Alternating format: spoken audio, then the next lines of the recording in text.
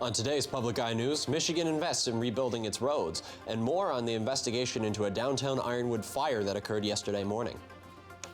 Ryan Gooch tells us about the U.S.-Canada hockey matchup last night, and Caleb Rydell has the snowy night ahead in weather. Hi, I'm Mason Wallace. And I'm Max Stevens. Welcome to Public Eye News.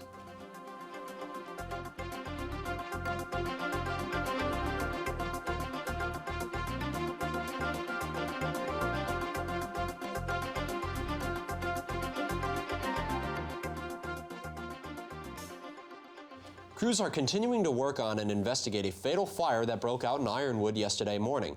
This morning, investigators recovered a second body from the building, and an autopsy is scheduled to determine the identities of the two victims. So far in the investigation, at least 2 people are unaccounted for. Fire marshals from Ironwood and the Michigan State Police, along with agents from the Bureau of Alcohol, Tobacco, Firearms, and Explosives, are continuing to investigate. Ironwood Public Safety Director Gregory Klecker has said the fatal fire is being considered suspicious and that the area is being treated as an active crime scene. And the Marquette Chamber of Commerce has announced earlier this morning that its founding executive director, Jason Schneider, has resigned. Schneider has been with the chamber since its creation in 2015 and commented on how amazing it was to work on behalf of the Marquette community for the past 3 years in his statement announcing his resignation. Schneider has accepted a position out of state and will remain with the chamber until April 13th. The board is set to begin the search for Schneider's replacement right away. In the meantime, however, Assistant Director Nick Steffi will serve as the chamber's interim executive director. The Escanaba Players DeNock are in their last week of rehearsal for the murder mystery musical comedy Curtains. The show, set to open next weekend, follows a Boston police investigator looking into the murder of the main character. The show is set to be a real crowd pleaser full of catchy numbers and fun dances. 80 people have been working on the show for almost 3 months and are ready to start performing. And more than 200 employers were at Michigan Tech's Spring Career Fair in the Student Development Center on Wednesday. From Tesla to Target to Ford Motor Company and Harley-Davidson were all on site to recruit more than 2,000 tech students who attended. The Michigan Tech pep band led the waiting students into the gym to attract their possible future employer. To find the right applicant, some companies said they first look for a smile on a face and someone who wants to do a great job for their company. Yesterday, Renewable Energy Systems held an open house meeting on their proposed wind turbines in Lance. The meeting saw a good turnout and many attendees had mixed feelings on the turbines. The current plan is to put between 35 and 55 wind turbines across 120 acres east of the village. However, these plans are not set in stone. Plans can be changed in accordance with study results and community suggestions. More information about the project can be found on the official Summit Lake Wind Project website. And the Michigan House has voted to spend $175 million on road and transportation projects. Governor Snyder had proposed spending the money in the new budget year, which begins October 1st, but the House decided to act Wednesday in response to the poor condition of the roads. Chairwoman of House Appropriations Committee Laura Cox says moving the money now will help communities prepare for construction season. 80% of the money would go to the State Transportation Department and county road commissions. The Senate could vote as early as next week. And stay with us, because after the break, we'll be back with your national and international news. Coming up on Austin City Limits.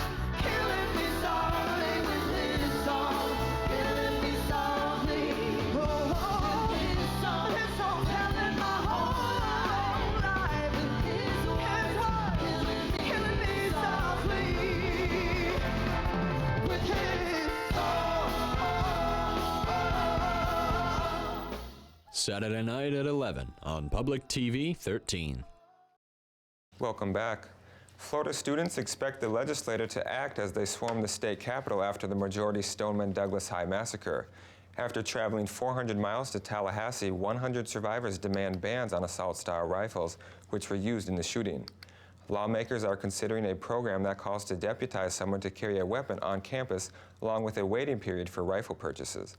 Many protesters outside the Capitol building on Wednesday complained that lawmakers are not taking serious about reform. And a teenager in Vermont is in jail accused of planning an attack on his former high school. The investigation spanned across the state lines, involving agencies in New York and Vermont. But the arrest would not have been possible if it wasn't for a brave 17-year-old who told authorities that her friend might be planning a deadly attack. Meg Oliver reports. Angela McDevitt says she met 18-year-old Jack Sawyer while at a treatment center in Maine for troubled teens. What was Jack Sawyer like? It always struck me he was very attentive to detail and very kind. McDevitt says she stayed in touch with Sawyer after they left the facility, but last week their friendship took a turn. According to a Vermont State Police affidavit, Sawyer wrote to McDevitt saying, "Just a few days ago, I was still plotting on shooting up my old high school." After seeing the mass shooting in Parkland, Florida, Angela reached out to him again. I texted him saying that the school just got shot up, and he answered, "That's fantastic. I 100% support it." I found them disturbing and knew I had to contact somebody in Vermont. McDevitt met with her New York high school resource officer, Evan Trout, who then contacted authorities in Vermont. People are calling you a hero as well.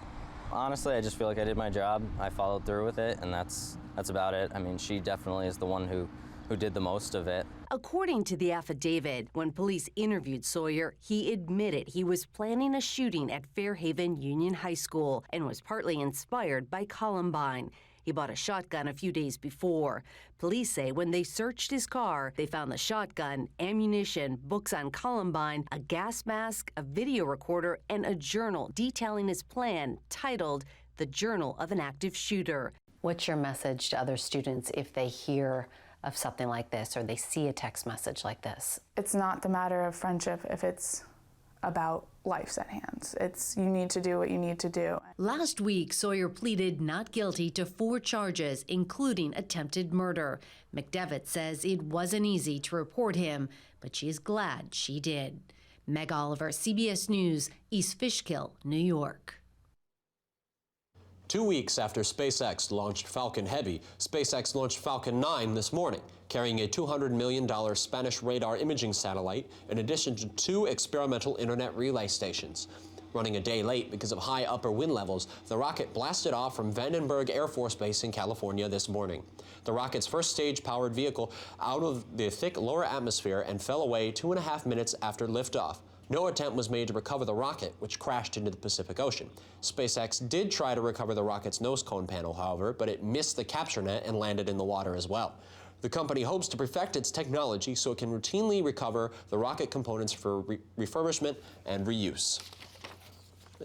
A new wave of airstrikes and rocket attacks in Syria has killed at least 13 more people, including several children in a rebel-held suburb of Damascus. CBS's Gavin Ramjan is in London with the latest on the conflict. This is the aftermath of another attack on a rebel-held suburb in the Syrian capital, Damascus. Civilians rushed the injured to an ambulance after Syrian forces, backed by Russian warplanes, unleashed more bombs. A father couldn't bear to let his son's body be hauled away with so many others. The UN Secretary-General is demanding an immediate end to 5 days of fighting in eastern Ghouta, describing the opposition enclave as a hell on earth. Protesters chanted "Russia, get out of Syria" outside the Russian consulate in Istanbul to denounce the bombing campaign that has targeted hospitals, homes and other civilian sites, killing hundreds of people this week. They need to stop the bombing and airstrikes. It's one of the fiercest air assaults of the 7-year civil war. How many more children dying do we have to see? How many more hospitals bombed? How many more doctors killed do we have to see before the international community can come together with one voice? Russia's foreign minister said Moscow would consider backing a 30-day ceasefire in Syria if it does not cover ISIS fighters and other terrorists shelling Damascus. Gavin Ramjan, CBS News. And after the break, we'll have your weather and sports. Stay with us.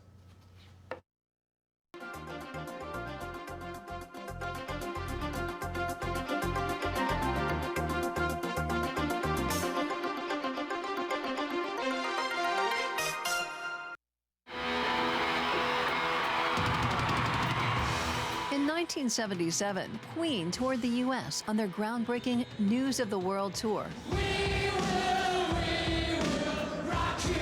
The group is the vehicle, that's what I'm trying to say. Yeah. And it's the best vehicle that we have. Get a behind-the-scenes look at this legendary moment in music history during Queen Rock the World. Coming to Public TV 13, Thursday, March 15th at 9:30 p.m. Welcome back. I'm Caleb Rydell, going to be taking you through your weather for today. As you can see behind me, it's gloomy out there, and it looks like it's going to be a little bit more gloomy because tonight we are looking at a winter weather advisory from 10 p.m. to 10 a.m. tomorrow morning.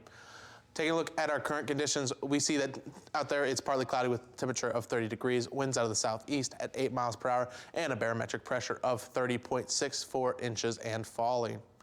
Taking a look at tonight, we're going to see some snow out there with a low of 23 and winds out of the southeast at 8 miles per hour. And tomorrow we're looking at some snow with a high of 36 and winds out of the west at 9 miles per hour. Across the UP, we are going to see some sunshine here and there, mostly on the upper parts of the UP. We're going to start up in Sault Ste. Marie with 28, also 28 in Manistee, Escanaba with 29, and down in Menominee, 28. Taking a look at the western half of the UP, we are going to start with Iron Mountain, which is at 30, Ironwood with 28, up in the Keweenaw and Houghton with 29, and back here in Marquette, 30 degrees. Let's take a look ahead at your week.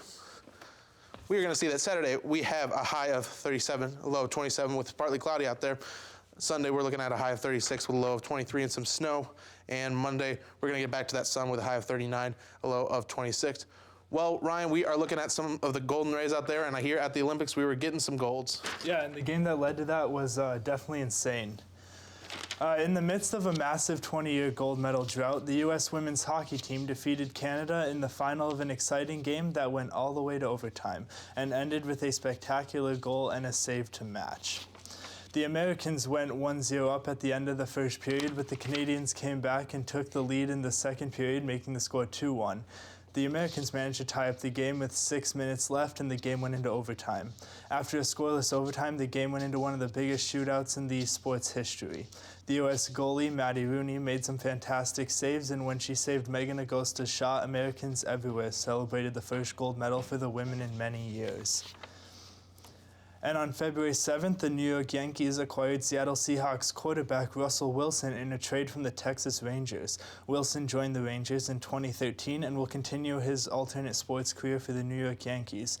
Wilson will join the Yankees in Tampa for their spring training for 6 days and will leave a day before the Yankees play the Boston Red Sox. As passionate as he is about baseball, he has stated that he knows that being a quarterback for the Seahawks is his job and responsibility that he loves and will continue to keep winning games at the highest level.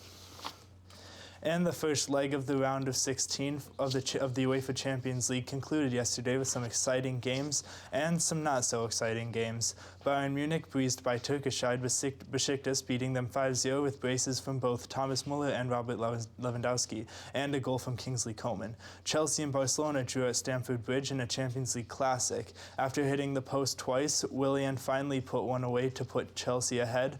However, with 15 minutes left, Lionel Messi scored for the first time in his career against Chelsea. Shakhtar Donetsk beat AS Roma in a shock 2-1 victory with goals from Ferreira and Fred. And finally, Manchester United drew Sevilla 0-0 in one of the most boring games of the tournament so far. Jose Mourinho's defensive tactics took over, and United created very few chances and was only kept in the game thanks to a spectacular performance from keeper David De Gea. Now, the U.S. women managed to cancel the dreams of the Canadian hockey team, and I hear you have a story about classes that were canceled for an odd reason. It's definitely a funny situation. Classes were canceled at one Pennsylvania middle school as a student found in the building said he was sleepwalking. Police received a call at 2:30 a.m. from a 7th grader saying he was inside Wendover Middle School in Hempfield Township. Classes were called off Wednesday for security purposes as the police swept the building and were expected to resume today. And that's all the time today on Public Eye News, but join us again tomorrow. Thanks for watching.